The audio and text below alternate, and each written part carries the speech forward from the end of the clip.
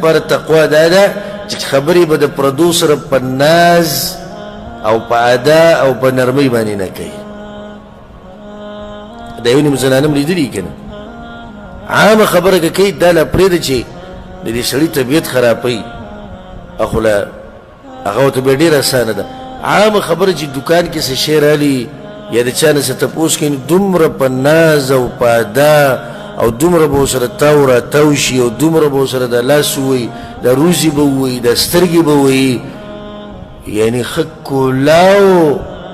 کولاو دې طرف ته اشاره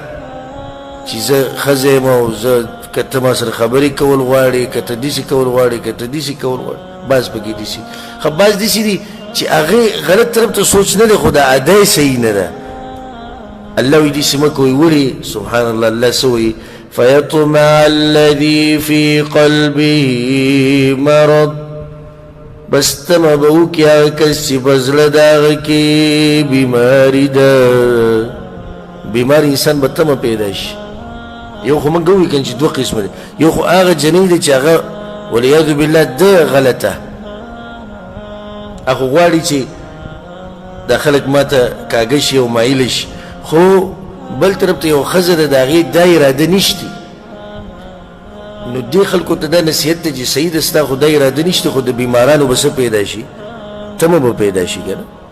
تا خبرې نرمې وکړې په ناز او ادا دې وکړې عامه خپله طریقه دې وکړه خو هغه به دا وایي چې زه یې که څه خوښ ومه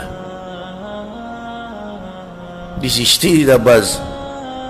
چې ته جنۍ په لاره روانې ښځه روانې او ده ته یو نظر هسې وکتو روډ دی ګاډي دی خلک روان دي ته وکتو په ځان ورته سم یو دغه ښکاري شي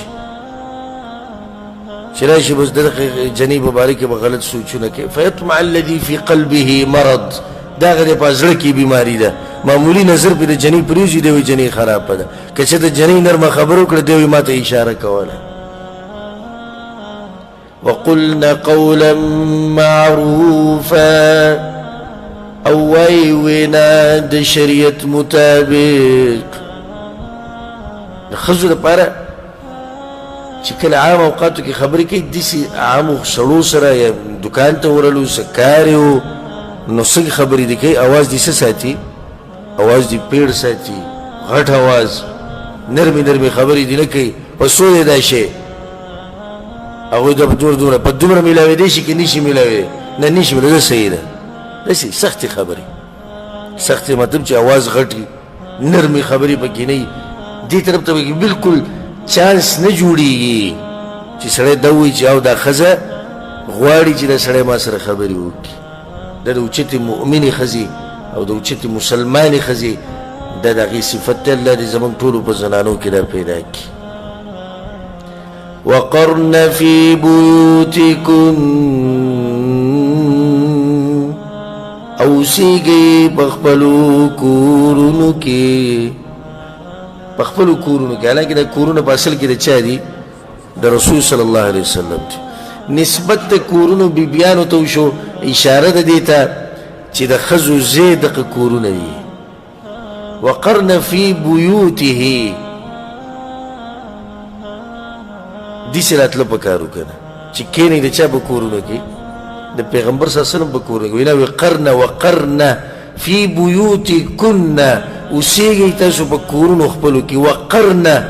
او قرار ونیسئ قرار سکون د ښځې لپاره او امن هغه په کوم ځای کې دی هغه په کور کې دننه دی. د ښځې ځای ګورئ کور دی د ښځې ځای بازارونه نه دي ګورئ د ښځې ځای لارې کوڅې نه دي د ښځې ځای هغه نه دی چې د سړو سره به یو ځای مزدوریانې کوي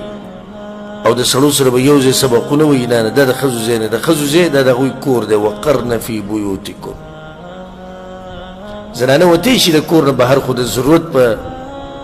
بنا باندې موږ چې کله نصیحت وکړو چې ښځو له بهر ته وته نه دي پکار یو بلکل پې داسې پابندي ولګو چې اسپتال ته هم نه پرېږدو